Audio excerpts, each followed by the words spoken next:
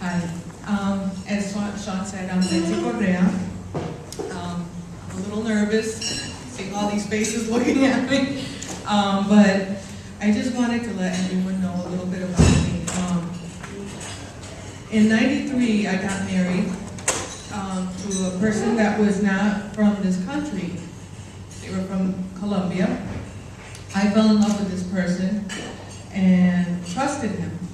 And trusted that he was telling me the truth when he told me that he had been tested for HIV and that I did not need to worry about the virus because he was a virgin. I was 26 years old, he was 26 years old, he was my partner. I had no reason to doubt him. My parents were married early on and they were in love still, and I figured that that was what it was going to be like for me too. I got married in October of '93, and a little bit after, around, I believe, December, my memories is a little skewed, but around December or January, I found out through him that he had gone ahead before the immigration process. He went to Charter Oak Health Center and got tested for HIV and found out that he was indeed HIV positive. I didn't think about myself at that moment. I thought about him and how he fell apart, and I didn't even think. It was when he told me that I needed to go and get checked that reality kind of set in. And I went, got checked, and in that time there wasn't any QuickSure or any of that, so I had to wait for about 2-3 weeks to get the results. And indeed I was positive. I didn't tell anybody. It was only my husband and I and Myrna Millette who knew. She came to my apartment and helped me kind of get my gumption back because I fell apart.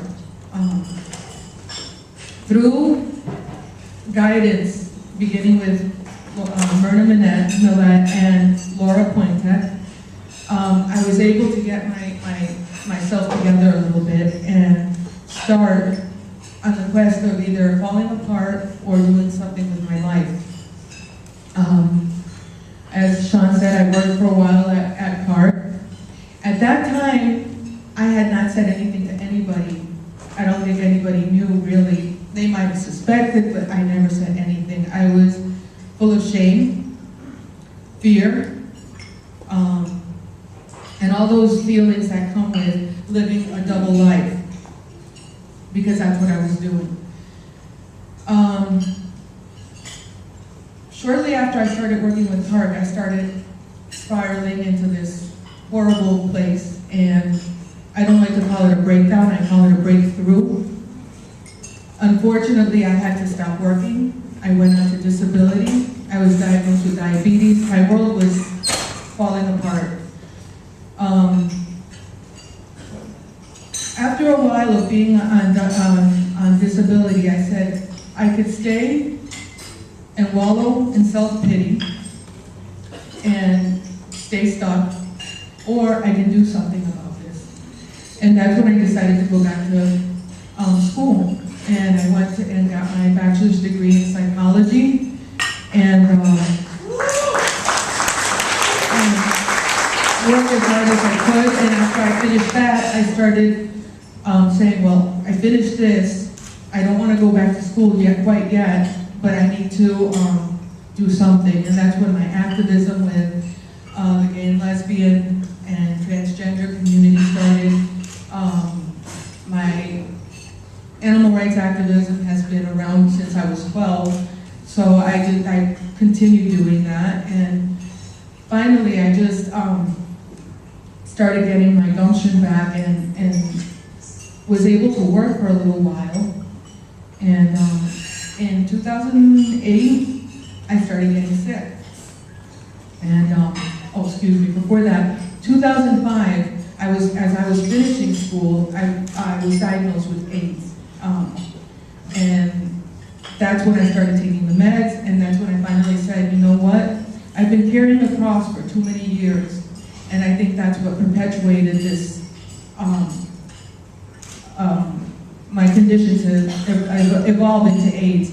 So I need to stop being a coward. Well, I shouldn't say a coward, but I felt like I was a coward and come out with my status so that other people with this disease realize that there doesn't have to be fear associated with being HIV positive or having AIDS.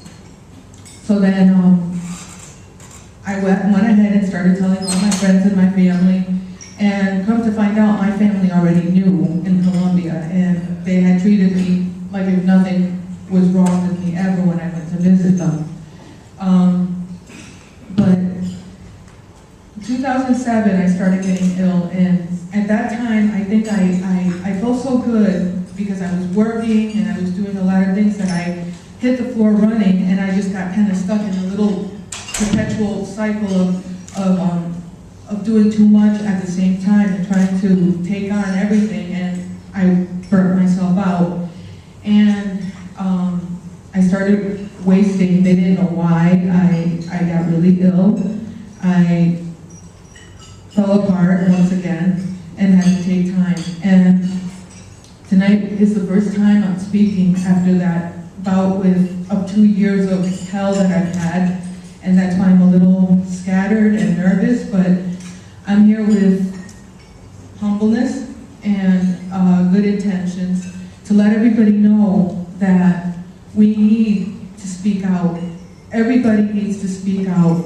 And the people that don't have the virus and that have been working on this for all these years, I'm very grateful for you. But I also implore other people with the virus to come out and say, I'm here. This is the face of AIDS or HIV, and we're not going away. We need to get rid of the stigma. We need to educate. We need to start educating from as early as maybe 5th grade. Kids are being sexually active a lot earlier than before. We need to get the word out, and we can't give up. Nobody should give up. Thank you.